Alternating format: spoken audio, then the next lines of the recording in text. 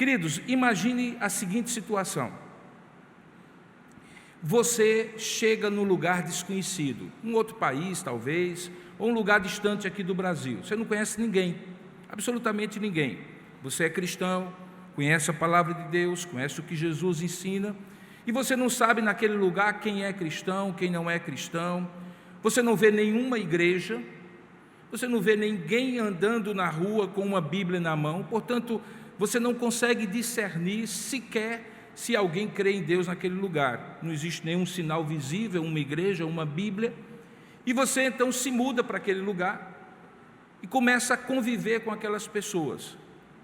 Você começa a comprar no supermercado da esquina, você começa a comprar remédio ali na farmácia, você vai para a rua, você conhece as pessoas, conversa, você começa a criar relacionamentos.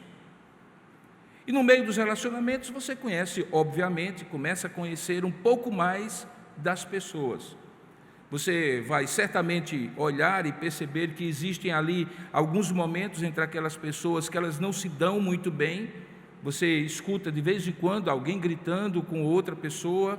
Você de repente está na calçada e vê um casal que estava até então ali com a mão, pega um na outra e de repente solta, e um gesto de rejeição é feito ali, e você começa a conhecer as pessoas e ver essas coisas. Algumas coisas você é atraída à sua atenção porque são coisas boas de se ver, e outras que você fica meio assim, mas você ainda não sabe quem é cristão e quem não é cristão. E aí, em determinado momento, você está numa esquina daquela rua e você escuta uma discussão violenta entre duas pessoas. E você identifica aquela pessoa que está falando alto com a outra, prometendo que vai bater na outra, que vai fazer isso e aquilo outro, e o outro responde na mesma tônica, na mesma intensidade, e você vê a hora eles entrarem em vias de fato. Alguém separa, vai um para o lado e vai para o outro. Passa um dia, e aí você vê, surpreendentemente, que aquelas duas pessoas estão naquele mesmo lugar, provavelmente à esquina da casa de alguém, de uma das duas, e de repente uma daquelas que no dia anterior estava muito irado, com muita raiva daquela pessoa, que prometia lhe dar um soco na cara, de repente abrir os braços, estender a mão e pedir perdão àquela pessoa. E você vê aquela outra pessoa, a princípio, bem impenitente, pescoço duro, queixo levantado, olho duro, olhar fulminante. De repente, os ombros caem, as mãos se relaxam, aquele corpo inerte que recebe o abraço, de repente se movimenta e retribui o abraço. Qual das duas pessoas você cravaria se alguém lhe perguntasse que é um cristão? A que perdoou ou a que pediu perdão? Você não conhece ninguém, você só tem o que você observou. Qual das duas pessoas você acha que é cristã? Possivelmente você diria assim: a que perdoou, porque perdoar é muito difícil. Mas eu lhe digo, mais difícil é pedir perdão. A que aceitou o abraço, e é muito difícil aceitar um abraço de alguém que lhe promete um soco na cara, mas eu lhe garanto, reconhecer o erro, pedir o perdão e oferecer o abraço é mais cristão do que receber o abraço. No dia de hoje eu gostaria de ministrar a vocês a partir de um texto da palavra de Deus que se encontra em Lucas capítulo 6, a partir do verso 27 até o verso 36, convidando a refletir exatamente sobre esse aspecto sobrenatural e revolucionário chamado amor, o amor de Deus nos nossos corações. Veja o que é que diz a palavra em Lucas capítulo 6, a partir do verso 27. Jesus diz às pessoas: digo-vos, porém, a vós outros que me ouvis, amai os vossos inimigos, fazei o bem aos que vos odeiam, Bendizei aos que vos maldizem, orai pelos que vos caluniam. Ao que te bate numa face, oferece-lhe também a outra. E ao que tirar a tua capa, deixa-o levar também a túnica. Dá a todo o que te pede. E se alguém levar o que é teu, não entres em demanda. Como quereis que os homens vos façam, assim fazei-o vós também a eles. Pois se amais os que vos amam, qual é a vossa recompensa? Porque até os pecadores amam aos que os amam. Se fizerdes o bem aos que vos fazem o bem, qual é a vossa recompensa? Até os pecadores fazem isto. E se emprestais àqueles de quem esperais receber, qual é a vossa recompensa? Também os pecadores emprestam aos pecadores para receberem outro tanto. Amai, porém, ao vosso inimigo, aos vossos inimigos, fazei o bem e emprestai, sem esperar nenhuma paga. Será grande o vosso galardão, e sereis filhos do Altíssimo, pois Ele é benigno até para com os ingratos e maus. Sede misericordiosos, como também é misericordioso o vosso Pai. Que Deus abençoe a sua palavra lida. Amém. Vamos orar por um instante. Ó Deus amado e querido Pai, nós rogamos que o Senhor ilumine a nossa mente nesse instante, na medida em que a Tua palavra será exposta, para que possamos compreender não apenas aquilo que a nossa mente alcança, mas que possamos compreender aquela mensagem que só o Teu Espírito pode fazer com que o nosso coração alcance. Pedimos que o Senhor tire de nós todo preconceito, toda predisposição que nos faça rejeitar a Tua palavra por não entendê-la, por não achar que ela vale hoje, por não entendê-la como prática hoje. E quebra o nosso coração para que possamos ouvir a Tua voz, ao que nós oramos em nome de Jesus. Amém e amém. Alguns comentaristas dizem que este é um resumo do Sermão da Montanha. Outros dizem que é um outro sermão que tem conteúdo semelhante ao Sermão da Montanha. Como você sabe, o Sermão da Montanha foi proferido no início do ministério de Jesus e na sua totalidade, ou na sua versão mais ampliada, está em Mateus capítulo 5. Surpreendentemente, quando chega em Lucas capítulo 6, o escritor, o evangelista Lucas, resolve pontuar algumas das coisas que certamente ele ouviu várias vezes. Esse, por exemplo, é o meu pensamento, que o que nós temos aqui são ensinamentos que Jesus pregou no Sermão da Montanha, em outros lugares, nos 3 anos e meio do seu ministério, e que, portanto, ficaram tão impregnados na mente dos seus discípulos, que quando alguém como Lucas, posteriormente, queria saber, afinal de contas, quem era aquele Jesus e o que ele tinha pregado, os discípulos falavam como sendo aquilo que já estava aqui em cima, porque era tão ouvido que fazia parte da massa do sangue, eles podiam falar algo rapidamente e dizer: Jesus ensinou, por exemplo, a amar os nossos inimigos. Não era um conteúdo que uma vez ou outra Jesus falou e que os discípulos tinham que fazer um grande esforço para relembrar. Era algo que era a tônica do ministério de Jesus. Daí porque eu creio que esse aqui não é o Sermão da Montanha, nem é uma versão sintética do Sermão da Montanha, mas possivelmente quando Lucas, como ele fala no capítulo 1, nos 4 primeiros versos, resolve fazer uma acurada investigação sobre quem é Jesus e o que ele ensinou.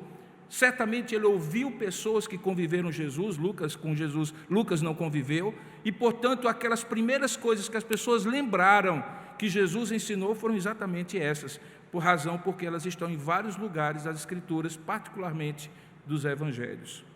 Quando a gente chega nesse texto, irmãos, eu acredito que nós temos 2 reações muito claras, e elas estão em convulsão dentro de nós, pelo menos dentro daqueles que são cristãos e que querem amar a Deus, servir a Deus e obedecer a Deus. A primeira delas é que isso nos inspira.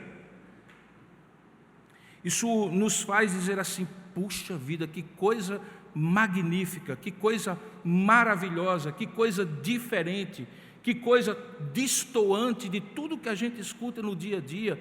onde é exatamente o contrário de tudo isso que a gente acabou de ouvir. Como isso é atraente, como isso me deixa assim, que coisa maravilhosa se isso fosse verdade, que coisa maravilhosa se isso de fato fosse praticado. Talvez pelo fato de ser algo tão sobrenatural, tão distinto, tão revolucionário, essas verdades nos atraem e nos inspiram. Mas logo vem o conflito dentro da gente que diz assim, mas quando eu me lembro das coisas que eu passei, talvez hoje, talvez nessa semana, nos últimos tempos, quando eu lembro das minhas memórias em que alguém me pediu emprestado e não pagou e ainda ficava na rede social, mostrando toda a sua riqueza enquanto me devia dinheiro, quando alguém foi perseguidor da minha vida lá no trabalho ou na vizinhança, simplesmente pelo prazer cruel e sádico de me fazer humilhado. Pastor, é muito bonito, mas não dá para viver isso aí não. E aí vem o downside da coisa, aí vem o lado em que a gente diz, é bonito como filosofia, é bonito como inspiração, é bonito para a gente ouvir o pastor pregando no domingo pela manhã, mas quando a gente sai ali, o mundo real se depara diante de nós e nós somos confrontados com a realidade da vida, que nós não podemos fazer com que alguém que bate na nossa face tenhamos a atitude longânima, generosa e misericordiosa de oferecer o outro lado. Não dá, pastor. É bonito, mas não é prático. Todas as vezes que eu leio esses textos, exatamente essas duas emoções, esses dois pensamentos, essas duas linhas conflitantes e conflituosas se deparam dentro de mim. É bonito, é inspirador, que bom que fosse verdade, mas não é verdade, não é real, não é prático, não dá para viver assim. Razão porque eu gostaria de propor para você que nesta manhã você reflita sobre o quão revolucionário e sobrenatural é o amor que Deus oferece para nós e diz para oferecermos aos outros. Não é um amor racional, não é uma avaliação de mérito, não é uma avaliação que o outro merece, que essa é a atitude mais justa, que de fato nós estamos sendo corretos na relação, porque se for esse o nosso raciocínio, esse amor não se encaixa na nossa vida. O que se encaixa na nossa vida é uma justiça retributiva, é uma justiça que dá ao outro aquilo que ele merece, porque ele nos deu aquilo que ele achou que nós merecíamos, por mais injusto que nós hoje sabemos que foi. E aí vivemos o grande dilema da vida cristã. Vamos tentar viver uma vida natural, inspirada sobrenaturalmente por valores, princípios e filosofias que são belíssimos, mas não são práticos e reais. E, portanto, vamos seccionar a nossa vida entre aqueles momentos como nós estamos vivendo agora, em que somos arrebatados pela emoção do cântico, da letra que nós ouvimos, da emoção do culto, da singeleza dessas crianças orando, vamos ser tocados emocionalmente e assim usar a igreja, o momento de culto, ou quem sabe outros instantes, como uma espécie de oásis na sequidão da vida, e beber um pouquinho para aguentar a semana onde realmente nós vivemos aquela outra realidade, que é a realidade do toma lá da cá, do bateu, receber e assim por diante. Ou nós vamos compreender que quando eu proponho o tema, que o amor de Deus é o mais revolucionário e sobrenatural projeto de vida que Deus oferece para nós e que pode ser praticado, de fato, nos inspira à prática, nos inspira à realidade, a confrontar a realidade com outros valores. Eu gostaria justamente de refletir sobre isso com vocês. Mas antes eu quero chamar a sua atenção ao texto para você compreender quais são as áreas especificamente em que isso é mais difícil. A primeira delas é quando nós somos afrontados na nossa dignidade própria.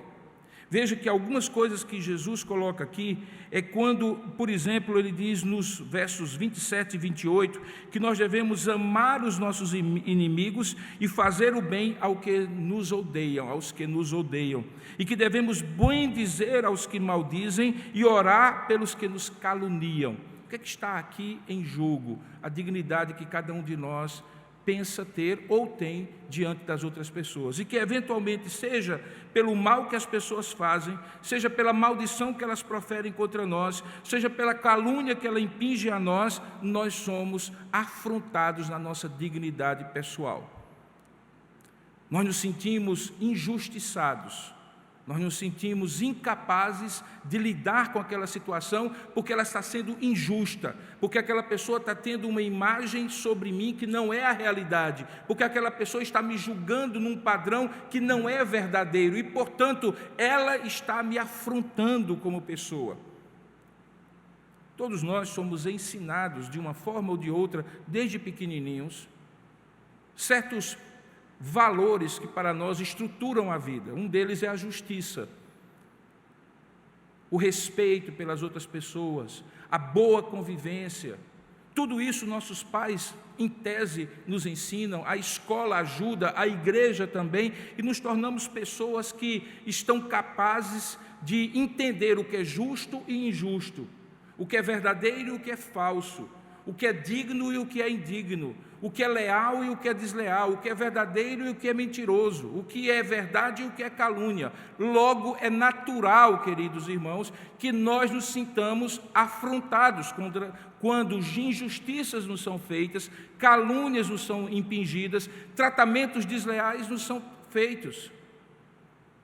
Não se julgue tão mal assim quando isso sobe à sua cabeça e a tentativa é de você se reivindicar como respeitável, como alguém que está sofrendo injustiça, como alguém que está sendo caluniado.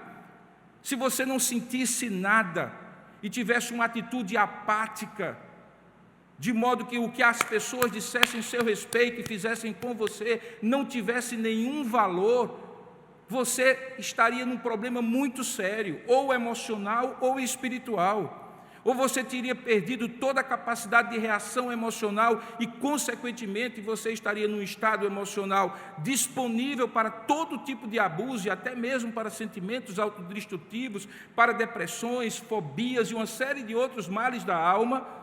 Ou então, espiritualmente, você não compreendeu o valor da dignidade humana que é feita a partir da realidade que você foi criado à imagem de Deus e, consequentemente, como imagem de Deus, você sim é digno de respeito, sim é digno de justiça, sim é digno de atitudes corretas em sua direção.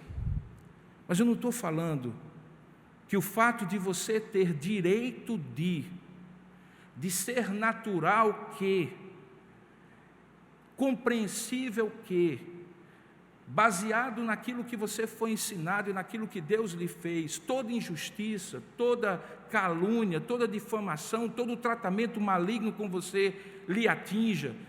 Eu não estou dizendo que pelo fato de isso ser natural e compreensível, necessariamente é o padrão que você, como cristão, deve viver.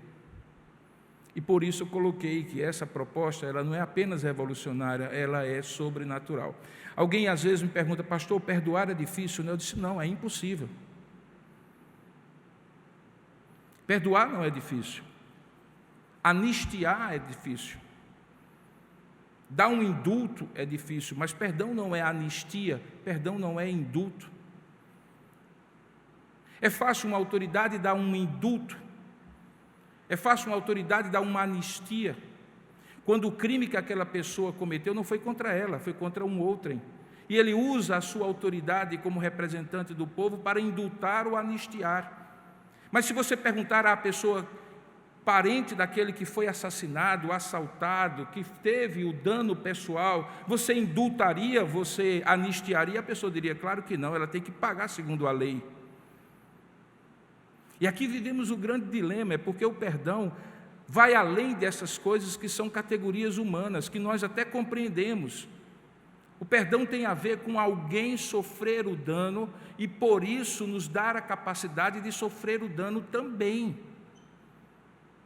É sobrenatural porque ele é inspirado pelo próprio exemplo de Jesus Cristo. Nenhuma dessas coisas que você acabou de me ouvir descrevendo aqui não foram passadas pelo próprio Jesus Cristo, não foram experimentadas pelo próprio Jesus Cristo.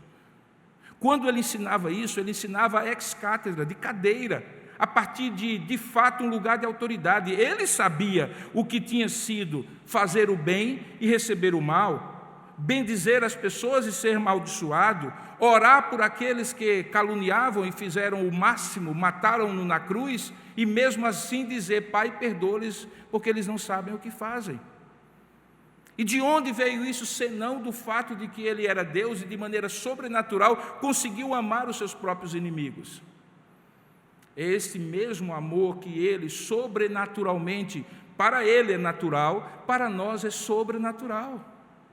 Razão porque esses princípios são cada vez mais incompreensíveis, tanto quanto nós formos analisá-los do ponto de vista da naturalidade das relações. Só compreende isso aqui quem vive numa outra dimensão, a dimensão sobrenatural, que é inspirada por Deus e que faz com que, mesmo que regras jurídicas precisem ser mantidas, que crimes contra os outros precisam ser punidos segundo as leis da sociedade, do ponto de vista existencial e emocional, aquele que sofreu o dano é capaz, inspirado por Deus, de oferecer o perdão.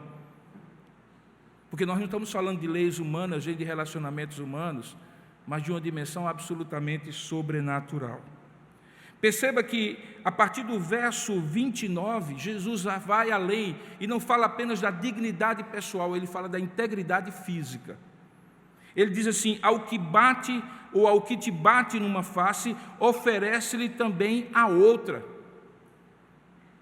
Sabe, queridos, em tempos em que as pessoas se sentem afrontadas com palavras, com o dedo em riste na cara, imagine nos dias de hoje alguém lhe tocar o corpo, alguém segurar com força o seu braço e até mesmo lhe dar um murro, e de repente você ouvir alguém dizendo assim: ao que te bate numa face, oferece-lhe também a outra. Que coisa esquisita é essa? Que coisa impraticável é essa?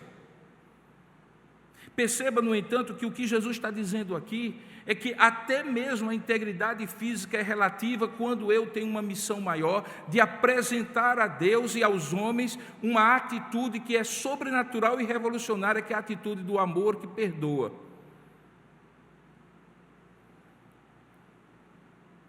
Eu não espero que você compreenda e aceite essa minha mensagem de maneira passiva, e ao final dela você não me procure à porta e diga assim: pastor, parece que o senhor vive no outro mundo. Porque eu imagino que foi exatamente essa atitude que muitos tiveram com relação a Jesus Cristo. Jesus, o senhor parece que vive no outro mundo. E possivelmente Jesus diria: o que eu vou dizer agora é de fato, é um outro mundo mesmo, é uma outra realidade, é uma realidade sobrenatural que entra na realidade natural das relações e faz com que naquela aldeia ou naquela cidade fictícia com a qual eu abri a minha mensagem, você possa divisar claramente de quem foi uma atitude inesperada, mas inesperadamente superior, inesperadamente boa, inesperadamente amorosa, de não apenas reconhecer o erro, mas pedir o perdão e oferecer o abraço da reconciliação. Perceba que a partir do verso 29, segunda parte, e também versículo 30, ele parte da dignidade pessoal para a integridade física, e da integridade física para aquilo que você possui, ou para aquilo que nós chamaríamos hoje de propriedade particular. Porque o texto diz: e ao que tirar a tua capa, deixa-o levar também a túnica, e a todo o que te pede, se alguém levar o que é teu, não entres em demanda. Ele parte do que é mais íntimo, a integridade pessoal, aquilo que eu entendo que é a minha dignidade e o meu respeito por mim mesmo, para a minha integridade física e para as coisas que eu tenho. E diz que nesse crescente eu sempre terei a oportunidade de oferecer uma outra resposta, uma outra reação, que não tem outra origem a não ser o fato de que ela é sobrenatural, mas também é revolucionária. Ele resume esses três pensamentos com o que está no versículo 31, que é o que nós chamamos de regra áurea, de lei áurea, que Jesus coloca sempre de maneira positiva: como quereis que os homens vos façam, assim fazei vós também. Em vários sistemas religiosos e filosóficos, até mesmo antes de Jesus, essa regra era colocada de maneira negativa. Era mais ou menos assim: aquilo que você não quer que os outros lhe façam, não faça aos outros. Mas Jesus inverte a polaridade e diz: não é uma atitude passiva em que você não faz o que você não quer que os outros façam a você. É uma atitude positiva. Você deve fazer aquilo que você espera que os outros façam a você.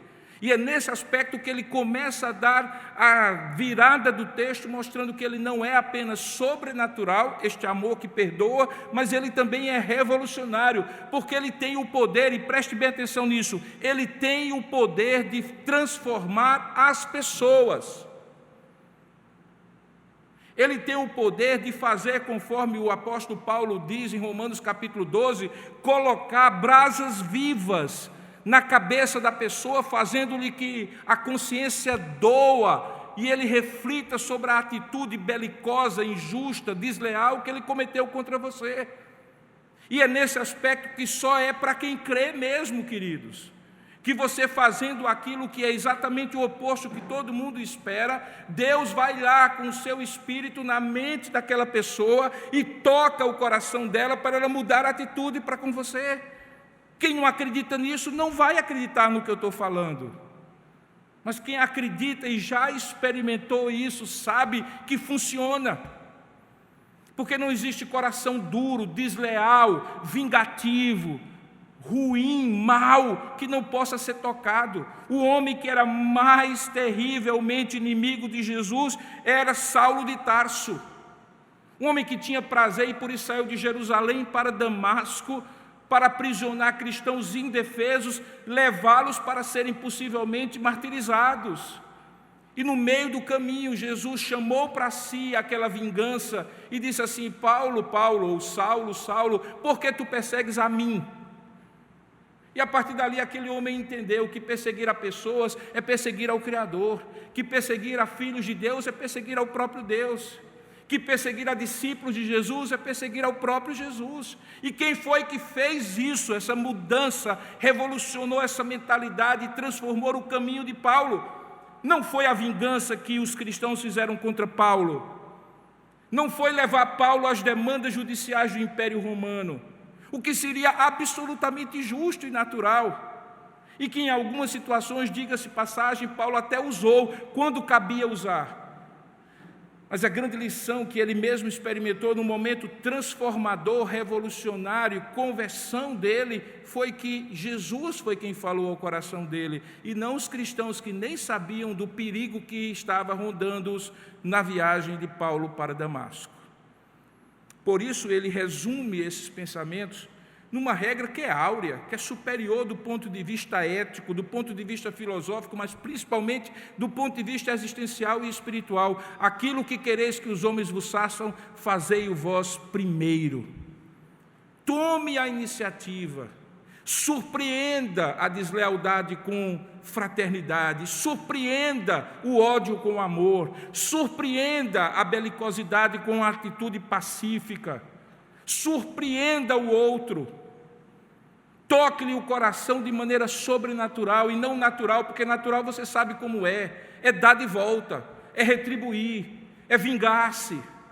Mas eu nunca vi isso parar em algum momento, a não ser quando um dos polos morre ou destrói o outro.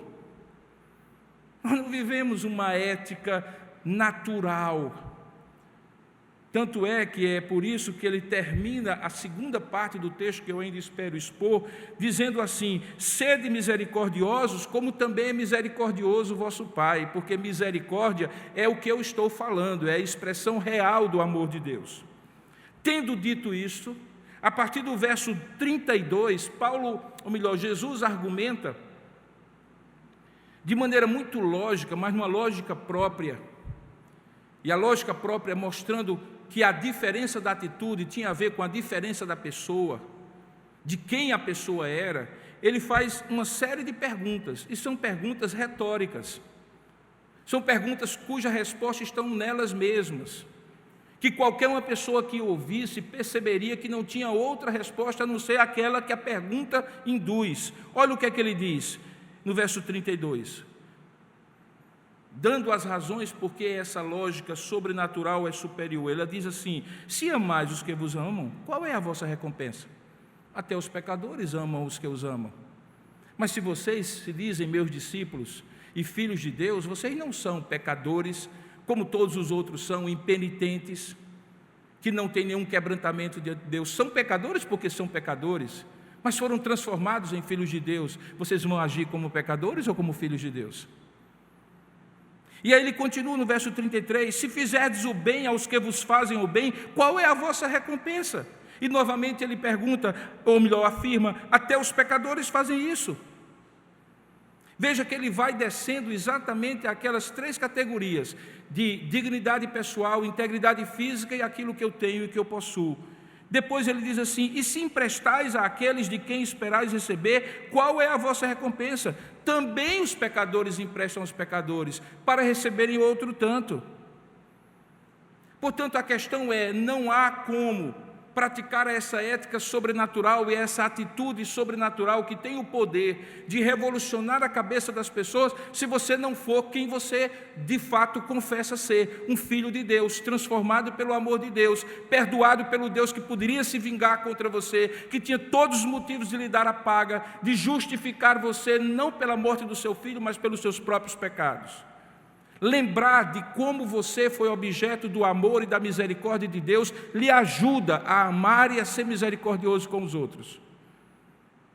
Às vezes eu e você nos esquecemos que se fosse para dar a paga ao que merecem, os primeiros a serem colhidos pela ira de Deus e pela justa justiça de Deus seríamos nós. Nós somos aqueles que, sendo perdoados, trincamos o dente e dizemos assim, é difícil perdoar, mas como, meu querido, você foi perdoado por uma falta muito maior. Você não afrontou outro pecador, outra pessoa falha. Sua vida toda tem sido uma afronta ao Criador que lhe deu vida, saúde, todos os dons e bênçãos, e mesmo assim você não o ama, não o serve, não o adora e não se entrega a Ele na medida em que você deveria fazê-lo, e você vem agora do alto da sua suposta justiça, exigir vingança contra alguém que fez algo contra você, quando você não merecia o perdão do Deus justo contra você que é injusto. Me diga que lógica é essa?